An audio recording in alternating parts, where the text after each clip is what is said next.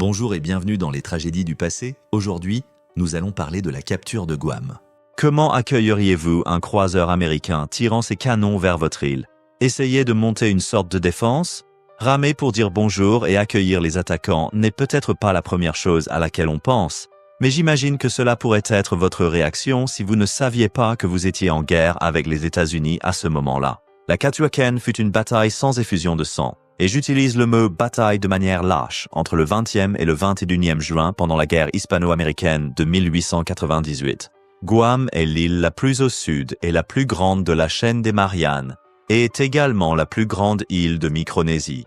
L'île s'est retrouvée revendiquée pour l'Espagne le 26 janvier 1565 par le général Miguel López de Legazpi, mais ce n'est qu'en 1668 que l'île est devenue une colonie espagnole. En 1898, l'île était devenue négligée par ses surveillants espagnols. On dirait que l'endroit avait été oublié, car le dernier message d'Espagne datait d'avant la déclaration de guerre en avril 1898. Je ne juge pas ici, mais si je venais de déclarer la guerre à une puissance mondiale, j'enverrais probablement des messages urgents à toutes mes colonies pour se préparer au combat. Mais bon, ce n'est que moi. Le 4 juin 1898, l'USS Charleston et le navire de transport City of Peking, City of Sydney et Australia quittèrent Honolulu pour Manille. Une fois en mer, le capitaine du Charleston, Henry Glass, ouvrit ses ordres scellés. Ils indiquaient « Monsieur, dès réception de cet ordre, qui vous est transmis par le vapeur City of Peking à Honolulu, vous continuerez vers Manille, île Philippines, en compagnie du Charleston et du City of Peking. En route, vous êtes par la présente dirigé à vous arrêter sur l'île espagnole de Guam. Vous utiliserez la force nécessaire pour capturer le port de Guam, en faisant prisonnier le gouverneur et d'autres officiels, ainsi que toute force armée qui pourrait s'y trouver.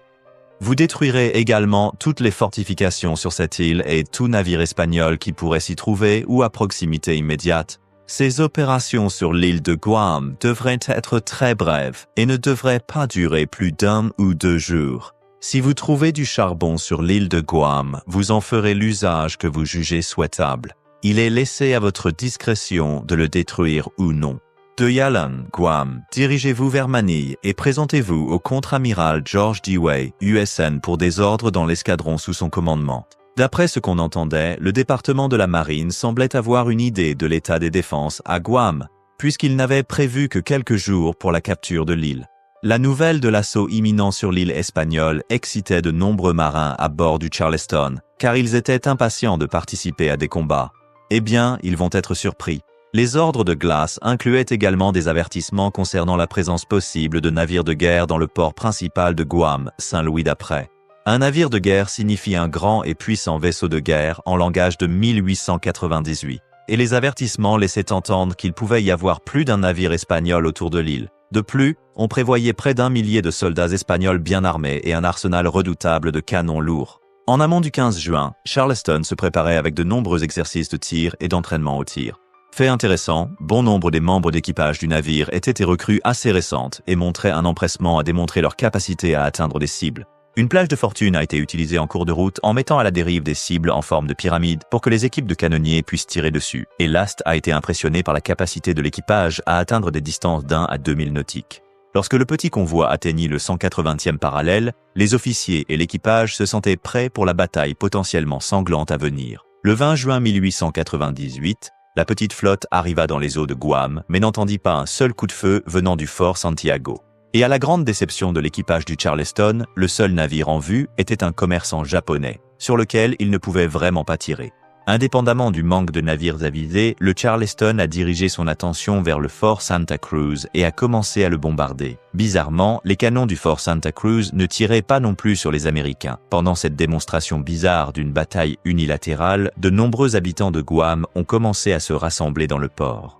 Les officiels espagnols sur l'île ont pris les coups de canon pour un salut à l'île, car personne ne leur avait dit qu'ils étaient en guerre avec les États-Unis. Un petit bateau fourni par Francisco Portuzac s'est rendu vers le Charleston avec plusieurs officiels espagnols à bord.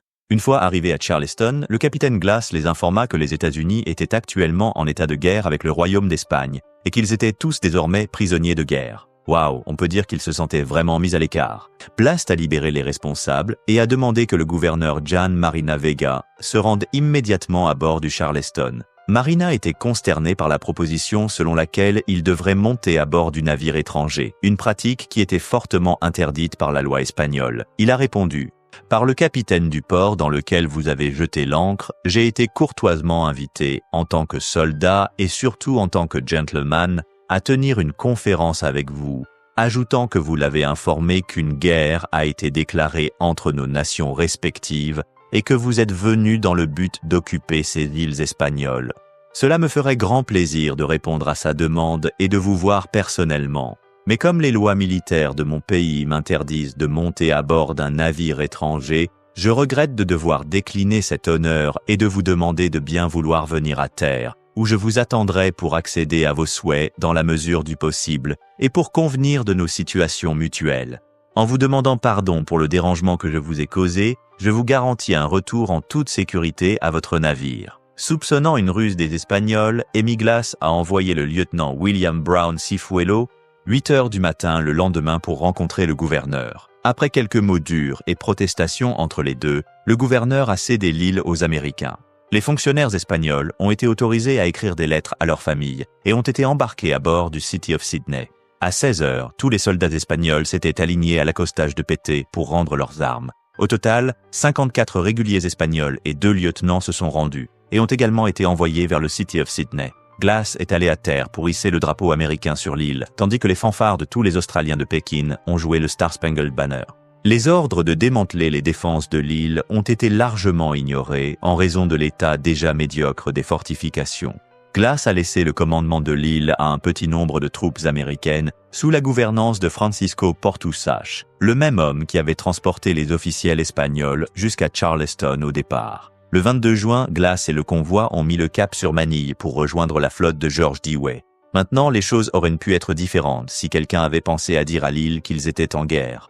Heureusement, cela n'est pas arrivé, et pas une seule personne n'a perdu la vie lors de la capture de l'île. Connaissez-vous des batailles étranges dans l'histoire? Faites-le moi savoir dans les commentaires ci-dessous. Et il ne me reste plus qu'à dire merci d'avoir regardé.